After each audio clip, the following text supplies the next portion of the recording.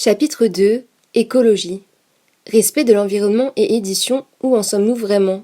Le secteur éditorial fait régulièrement face à des critiques, et l'idée reçue selon laquelle le livre serait le principal consommateur de papier perdure.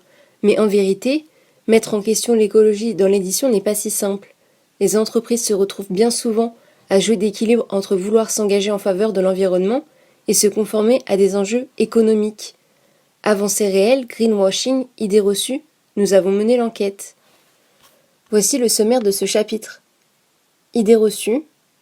Dossier, un équilibre difficile à trouver.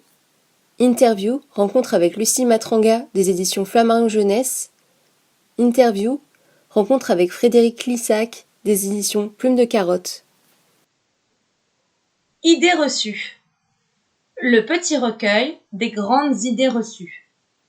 Quand on commence à parler écologie dans l'édition, on est vite confronté à une foule d'idées reçues. Nous avons compilé pour vous les grandes phrases entendues 1000 fois au détour d'un couloir ou à la pause café. Et surtout, nous avons voulu y apporter des réponses pour enfin faire taire les mauvaises langues. Nous avons la solution miracle pour combiner publication de livres et écologie. L'e-book. Faux. Pollution numérique, impact écologique lié à la fabrication des liseuses, etc. Pour rentabiliser l'e-book, écologiquement parlant, l'utilisateur ou utilisatrice devrait lire de très nombreux livres en un temps donné, et ce, avec le même appareil.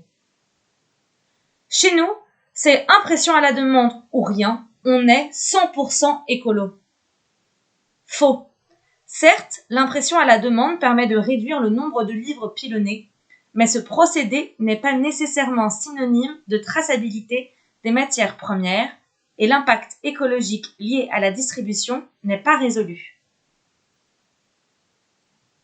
De toute façon, un livre sur deux est pilonné en France, alors l'écologie, tu m'excuseras. Faux. Heureusement, on ne pilonne pas la moitié des livres produits. Néanmoins, un livre sur 4, soit 142 millions de livres, est détruit chaque année, ce qui reste conséquent. Avec tous ces livres, ils ont dû couper toute l'Amazonie. Faux. L'édition n'est responsable que d'une petite partie du papier produit dans le monde. On en utilise bien plus pour fabriquer du carton ou des papiers d'hygiène. En France, le poids de l'édition dans la consommation totale de papier n'est que de 7%. Le recyclage du papier, de bien grands mots, mais très peu d'actions concrètes. Faux. La France recycle environ 66% de sa production de papier, soit environ 171 kg de papier recyclé par seconde, ou encore 5,3 millions de tonnes de papier par an. Tous mes stocks de papier bouffant viennent de France. Faux. À peine 5% de ce papier est fabriqué en France. Seul le roman et le poche nécessitent une impression sur ce papier dit bouffant. Or, actuellement, en France, seuls quelques papetiers semblent être en capacité de le produire. En revanche, 90% de la pâte utilisée provient d'Europe. Quand on voit qu'aucun livre pilonné n'est recyclé, et l'édition ose encore parler d'écologie.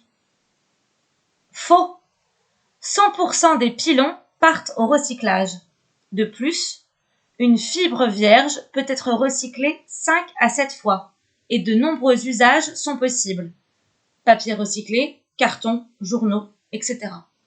Néanmoins, la qualité du papier s'en ressent, son cycle de vie n'étant pas infini. Tant que c'est du papier recyclé, tout va bien. Faux. Certes, il est indispensable de recycler les ouvrages pilonnés pour ne pas qu'il y ait de gâches démesurés, mais le bilan carbone du recyclé reste important. D'autant plus qu'il est souvent importé de l'étranger. De plus, enlever l'encre du papier exige parfois de faire appel à des procédés chimiques polluants.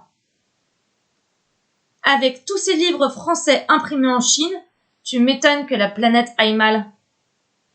Faux. 70% des livres, romans et poches publiés en France sont imprimés dans l'Hexagone.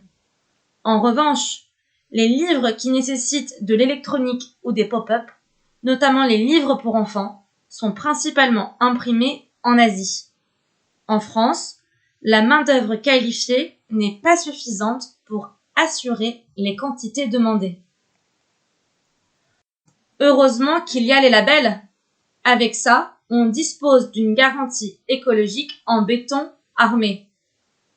Faux. Certes, un papier certifié provient de forêts durablement gérées, ce qui implique un reboisement et une traçabilité. Cependant, de nombreux labels et certifications existent aujourd'hui et ne se valent pas. L'idéal serait de se renseigner précisément et de ne pas considérer leur logo comme caution écologique absolue. Dossier. Un équilibre difficile à trouver. Qu'est-ce qui consomme dans un livre? La répartition des dépenses énergétiques. Production. 60%, dont 50% dans les exploitations forestières. Distribution. 20%, dont 40% pour le transport et 21% pour le conditionnement. Impression.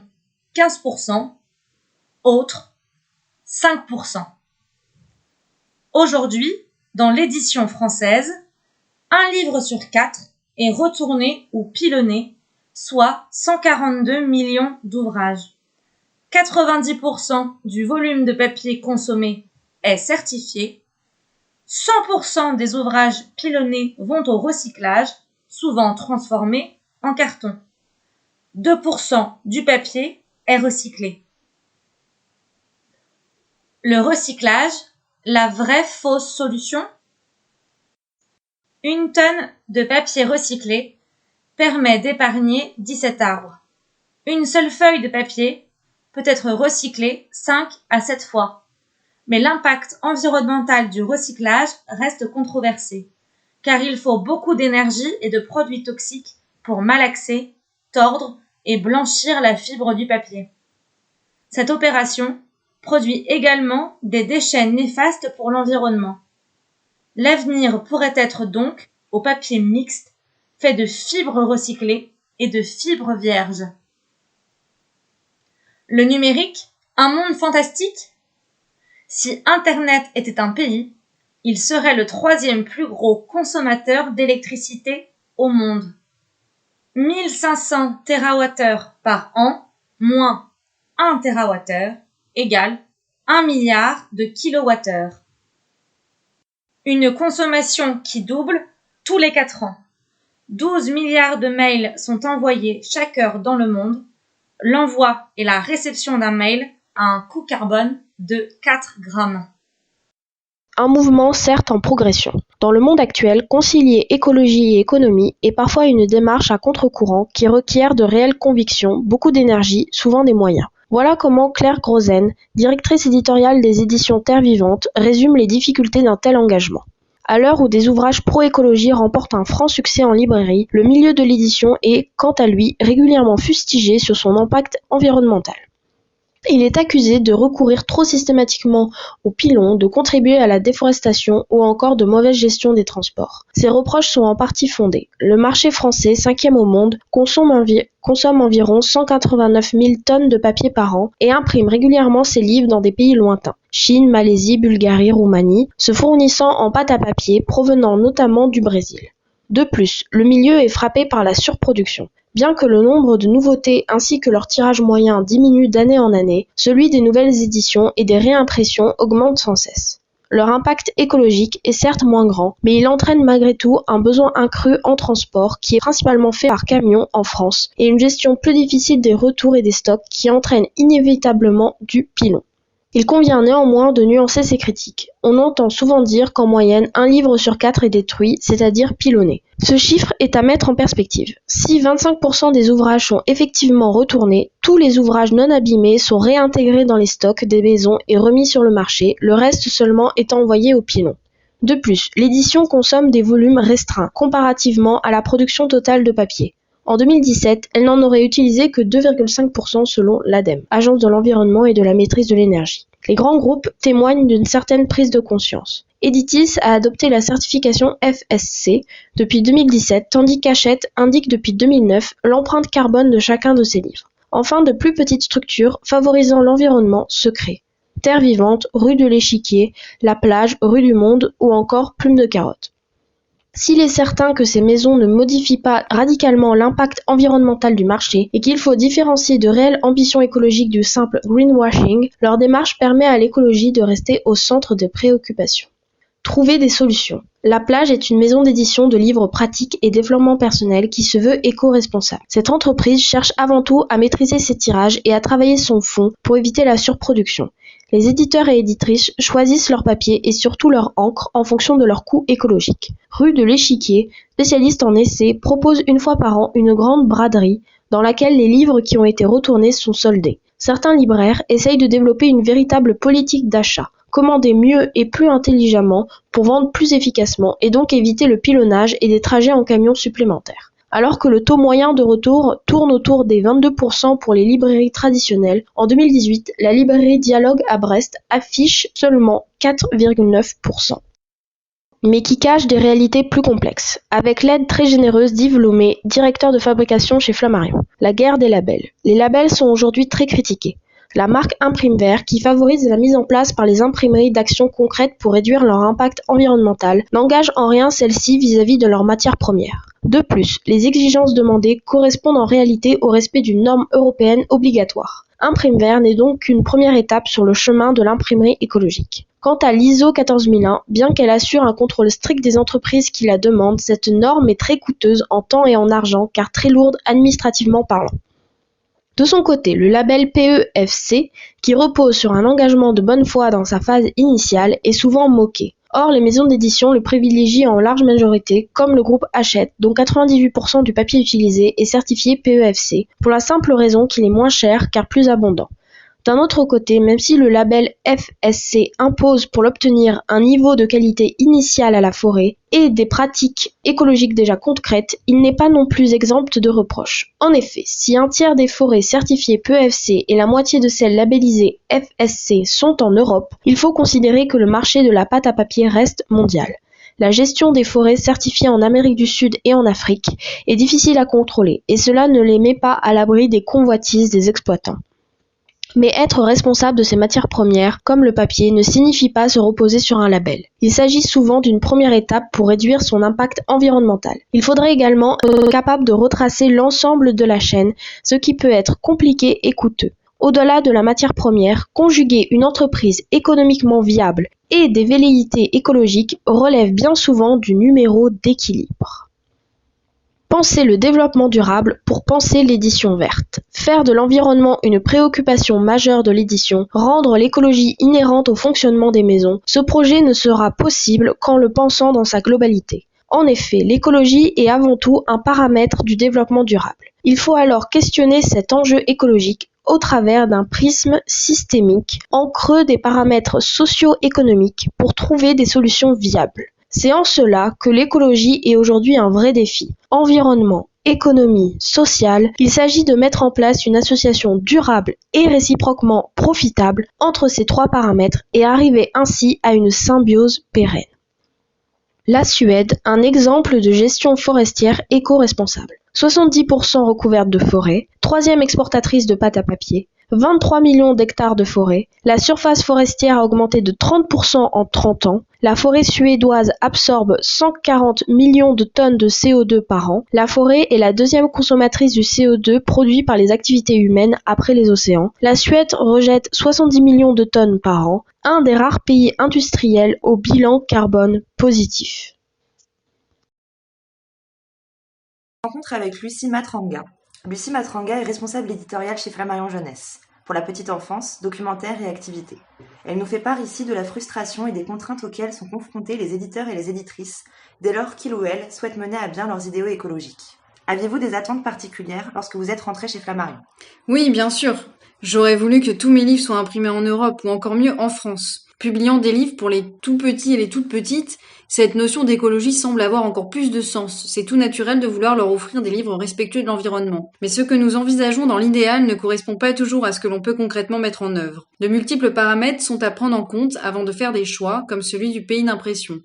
À ce propos, on a souvent cette idée qu'imprimer en Asie, c'est presque un crime écologique. En réalité, c'est beaucoup plus complexe que ça. D'abord, il faut prendre en compte le savoir-faire des imprimeurs. Il y a un certain nombre de choses qu'on peut de moins en moins faire en Europe. En jeunesse, nous avons plusieurs exemples, les pop-up, les livres à flap, les très grands formats. Il y a ensuite évidemment le coût économique. Il y a de telles différences de prix entre la Chine et l'Europe qu'on n'a parfois même pas le choix. Il s'agit aussi de pouvoir payer correctement les auteurs et autrices et les illustrateurs et illustratrices. Sur certains projets, passer par l'Asie permet de leur donner des droits et des avaleurs plus importants. Ce n'est donc pas une décision évidente d'imprimer en Chine pour les éditeurs et les éditrices. En effet, imprimer en Asie, c'est aussi des contraintes. Les délais sont très importants et si un livre marche très bien et que nous sommes obligés de le réimprimer, nous ne sommes pas toujours capables de réassortir les librairies en un temps correct. Quand on imprime en Asie, il faut compter 3 mois de plus. C'est donc une vraie décision et il faut anticiper les réimpressions. La question est donc bien plus complexe qu'il n'y paraît et il est certain qu'en tant qu'éditeur et éditrice, nous avons en tête toutes ces préoccupations. Rencontre avec Frédéric Lizac de Plume de Carotte. Plume de Carotte est une maison d'édition indépendante, généraliste, qui publie de la littérature jeunesse, adulte et pratique. Créée en 2001 par Frédéric Lizac, Plume de Carotte met la nature au cœur de ses publications et s'engage en faveur de l'écologie. Comment définissez-vous votre engagement ? La ligne éditoriale de Plume de Carotte, je dirais que ce n'est pas une maison d'édition militante mais engagée. Le distinguo, c'est qu'on cherche à interpeller les gens et non pas à leur dire ce qu'il faut faire. Nous avons des convictions et nous voulons les partager, les déclamer. C'est vraiment quelque chose qui m'a guidée dès le départ et qui est toujours là. Sur quel plan vous engagez-vous en faveur de l'environnement, par exemple par rapport à la fabrication ? Il y a tout d'abord un engagement par rapport à la thématique. Ensuite, en 2008, on a mis en place une démarche assez lourde mais intéressante, la certification ISO 14001. C'est une certification internationale de qualité environnementale qui peut s'appliquer à n'importe quelle activité économique. C'est très contrôlé. On doit poser un cahier des charges et des objectifs, puis réaliser un bilan chaque année. Cette certification nous a permis de faire des choix d'imprimeur, de papier, de fabrication, de distance, etc. Mais cela a aussi relevé des limites, révélé des limites. Par exemple, on a choisi de ne pas imprimer à plus de 1000 km de chez nous. Mais nous ne pouvons pas utiliser des transports groupés ou doux. À notre échelle, nous ne pouvons que choisir dans de l'offre, et en France, cela reste le règne du tout camion. Nous sommes sortis de l'ISO 14001 il y a 5 ans. C'était une démarche trop lourde et coûteuse pour une petite boîte comme nous. Mais on a pu se demander, à quel niveau peut-on agir ? Quels sont les choix qu'on peut faire ? Et aujourd'hui encore, nous appliquons toujours ces choix. On imprime en France et de temps en temps au nord de Barcelone et en Belgique. On a aussi fait un choix de qualité qui a des conséquences environnementales. Tous nos imprimeurs ont comme pour savoir-faire principal le livre et ont toute la chaîne de reliure intégrée. Beaucoup d'imprimeurs ne font pas la reliure et le cartonnage sur place et doivent le faire ailleurs. En France, nous avons été à ma connaissance la première et la seule maison à avoir cette certification. L'ISO 14001 pourrait être plutôt envisageable pour de grandes maisons. Mais on n'est pas obligé de passer par là pour faire des choix qui ont un vrai impact environnemental. Aujourd'hui, une maison d'édition, même petite, peut le faire, comme la Cabane Bleue, jeune maison créée il y a 2 ans. Il y a 12 ans, nous étions des précurseurs à s'intéresser à ce domaine-là. Aujourd'hui, l'air du temps a fait que ce discours est plus recevable, même dans des grands groupes. Utilisez-vous du papier recyclé ? Le papier est un sujet très complexe. Nous n'utilisons pratiquement pas de papier recyclé, pour plusieurs raisons. D'abord, aujourd'hui, l'approvisionnement est très compliqué. Il n'y en a plus en France. Il faut aller en Autriche ou ailleurs. Ensuite, la qualité n'est pas toujours bonne, notamment pour les couchers. Enfin, le papier recyclé n'est pas le panacée en termes d'environnement. Il faut de la matière de base et le traitement des papiers recyclés, s'ils consomment moins d'eau et d'énergie, provoque des déchets, des bouts d'encre, souvent très chargés en métaux toxiques. Aujourd'hui, un papier neuf ou un parti recyclé, avec une bonne traçabilité, c'est peut-être l'un des meilleurs choix possibles. Nous travaillons systématiquement avec des papiers labellisés, PEFC ou FCS, cela dépend des imprimeurs. Mais il ne faut pas être naïf ou naïve. Le labellisé pose aussi des problèmes. On n'a pas les moyens d'avoir des informations 100% fiables. Nous ne savons pas précisément d'où vient le bois et dans quelles conditions il a été ramassé. Quels conseils pourriez-vous donner à une maison d'édition qui souhaiterait avoir une fabrication verte ? Déjà, une fabrication totalement verte, cela n'existe pas. Seulement une fabrication la moins coûteuse possible en énergie est en matière polluante. Mais ce n'est pas grave. L'humanité a un outil formidable, le livre. Et pour faire ce livre, cela nécessite du bois. Il me semble que c'est largement plus intéressant que dommageable. Rappelons aussi qu'il faut trouver un équilibre entre trois pôles, environnement, société et économie. Si on trouve un très beau papier avec une très belle qualité environnementale mais qu'il est 2 fois plus cher, cela coince économiquement. Nous sommes dans une recherche constante. La plupart du temps, on travaille avec un papetier, Condat, parce que leurs usines sont en France. Leurs papiers sont PEFC, mais on sait que sa provenance peut venir de loin, Norvège ou Portugal, où ce sont des forêts de monoculture d'eucalyptus. Rien n'est simple, mais il y a quand même des choix à privilégier. Par exemple, en imprimant en France, je réduis ma marge, que je pourrais augmenter en imprimant en Asie. Mais elle reste correcte. Et je décide qu'elle ne doit pas être la plus grosse possible. Cela s'appelle faire un choix qui reste dans une logique économique. Est-ce que vous avez d'autres moyens de réduire l'impact environnemental de la distribution au niveau des réassorts, des retours, de la question du pilon? On peut agir sur un ressort. On ne pousse pas à l'office afin qu'il y ait le moins de retours possible. On ne se dit pas il faut de la visibilité et tant pis si on aura 40% de taux de retour parce qu'on aura quand même vendu 60%. Nous pilonnons moins de 1% de nos bouquins grâce à une politique de tri systématique. On restaure les livres défraîchis, ce que beaucoup d'éditeurs ne font pas. Il est exceptionnel que nos livres partent au pilon. C'est seulement ceux qui sont arrachés ou explosés. Ça, c'est un vrai choix. Comparé à beaucoup de grands éditeurs qui ont des logiques du type on imprime en masse, on diffuse en masse, on sait qu'il y aura des retours et au bout de 12 mois, on pilonne tout parce que dans un bilan, il ne faut pas y avoir de stock de plus de 12 mois. Est-ce que vous avez déjà voulu faire des pop-up? J'adore les pop-up à titre personnel, mais on n'en fera jamais puisqu'on serait obligé de recourir à l'économie asiatique. Déjà, il faut savoir que comme maintenant tout est fait en Asie depuis 30 ans, en Europe, nous n'avons plus le savoir-faire nécessaire. Et puis bien sûr, en Asie, la main-d'œuvre est nombreuse et peu payée. C'est vrai qu'en se limitant géographiquement à l'Europe occidentale, puisqu'on ne va même pas en Pologne, en Slovaquie, etc., on limite la typologie de nos livres. Mais ce n'est pas grave, il y a plein de beaux livres à faire. Beaucoup de livres classiques sont aujourd'hui imprimés en Asie. De grands groupes y impriment 80% de leur production. Pourquoi ? Parce que ça coûte moins cher. Maintenant, avec la crise du coronavirus, toute leur production est bloquée en Asie. On prend dans les dents la mondialisation. Quand ça se grippe, c'est la catastrophe. Pour moi, l'engagement, c'est toute une réflexion sur les conséquences de ce qu'on fait. Ce n'est pas une illumination que j'ai eue un matin en me levant. Imprimer des livres en Asie signifie participer à une mondialisation qui nous échappe. Payer de la main-d'œuvre au rabais, et dans des moments de crise comme celle du coronavirus, mettre en péril sa propre économie. Que pensez-vous du greenwashing dans l'édition? Pour moi, le summum du greenwashing, ce sont les grands groupes qui publient leur bilan carbone. Et alors ? Quelles actions concrètes ont été faites après ça ? Aucune. Un bilan carbone, c'est seulement un constat. Sans action après. Cela reste juste un effet d'annonce, rien de plus. Beaucoup d'éditeurs certifient leurs livres avec le label Imprime Vert. Mais c'est seulement un minimum légal. C'est une avancée, mais ce n'est pas un engagement. Il y a 10 ans, quand on a créé le collectif des éditeurs écolo-compatibles, on était les seuls à s'en soucier réellement. Aujourd'hui, tout le monde se doit de faire attention à sa communication sur l'écologie. Je pense à la commission environnementale du SNE, où on va faire très attention au papier, au label, etc. Mais à mon sens, il manque toute une réflexion sur la surproduction, sur le pilonnage, sur le pays où l'on va imprimer. On peut alors parler de greenwashing. Il y a des effets d'annonce sur la fabrication, mais beaucoup d'aspects sont passés à la trappe. Pour moi, l'un des plus gros problèmes de l'édition française aujourd'hui, c'est la surproduction et la gestion des retours. Là-dessus, il y aurait de vrais engagements à prendre. Avez-vous un sentiment de frustration, de ne pas faire assez? Oui, il y a parfois une forme de frustration personnelle, quand on voudrait agir sur les transports par exemple, et qu'on n'a pas les moyens. En revanche, je n'ai pas ce sentiment sur le monde de l'édition globale. Je vais prendre l'image de cette légende amérindienne sur le colibri racontée par Pierre Rabhi.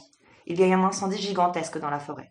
Tous les animaux fuient, sauf le colibri qui transporte avec son bec une goutte d'eau. Les animaux lui demandent « Colibri, penses-tu vraiment éteindre l'incendie avec ta goutte d'eau ?» Et le colibri répond « Je ne pense pas l'éteindre tout seul, mais je fais ma part. Je n'ai nullement la prétention de dire que je vais éteindre l'incendie tout seul, mais j'essaie de faire ma part. » Et oui, si l'on veut améliorer l'impact écologique de l'édition, tous et toutes, les acteurs et les actrices de la chaîne du livre doivent y contribuer.